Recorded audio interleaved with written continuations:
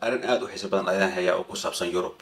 Markii ugu horeysay taariikhda xubin ka tirsan NATO ayaa ka guuraya midowga Yurub.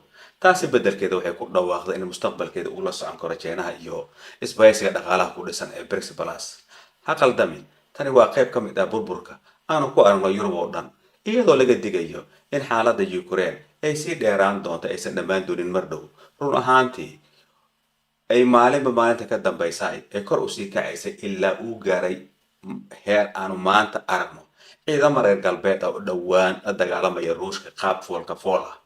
Bal eeg waxa dhacay tan iyo markii Joe Biden uu ogolaaday Ukraine inay isticmaasho gantaalada riddada dheer ee Mareykanka oo ay ku garaacdo dhulka Ruushka. Markii ugu horeysay taariikhda aqalka Kremlinka ee Ruushka ayaa hadda ku dhawaaqay in Mareykanka uu yahay cadawga koowaad ee Ruushka.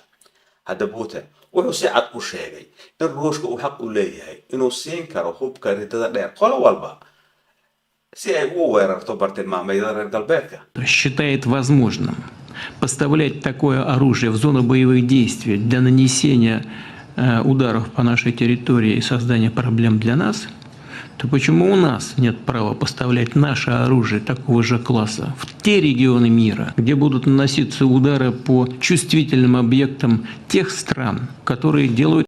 طبعا tan waxay timid kadib markii NATO ay ku dhawaaqday in qorsheynayso inay u dirto ciidamo Mareykanka jiidda hore ee dagaalka Ruushka. Waxayna si firfircooni u horumarinaysaa marinada dhulka si ay si dhaqsi ah ugu gudbaan ciidamada bartamaha Yurub. Tani waa qariidad faahfaahinaysa sida ay u eg yihiin marinada dhulka ay ka weerari rabaan Ruushka. Wadooyinkani cusub waxay ku fidi doonaan waqooyiga Scandinavia ilaa koonfurta Turkiga oo dhan. Laakiin halkan waa halka ay arrintu xiise ka yeelanayso. Turkiga waxa uu ahaa xubin ka tirsan NATO tan iyo 1952 wuxuuna leeyahay ciidamada labaad ee ugu badan NATO. Waxay ku socotaa arrinta iyadoo aan la sheegin in Turkiga aad muhiim ugu yahay NATO, laakiin inta badan reer galbeedka ayaa lagu mashquuliyay eedaymihii 34 ee dambe ee Donald Trump. Isbuucii hore kulan aad u istiraatiiji ayaa ka dhacay magaalada Bakiin. wasiirka arrimaha dibadda Turkiga Hakan Fidan ayaa dhigiisa China waangi kula kulmay magaalada Bakiin ayagoo ka wada hadlay kobaca dhaqaalaha mustaqbalka ee Turkiga. Turkiga ayaa muddo 20 sano ah sugayay xubinimada midowga Yurub, waxaana la xaqiijiyay in aysan weligoodna heli doonin. Sababta ugu weyn ee markii hore loogu ogolaaday inay ku biiraan NATO ayaa ahayd locationka ay ku yaalaan oo ah goobta istiraatiijiga ee badda madow.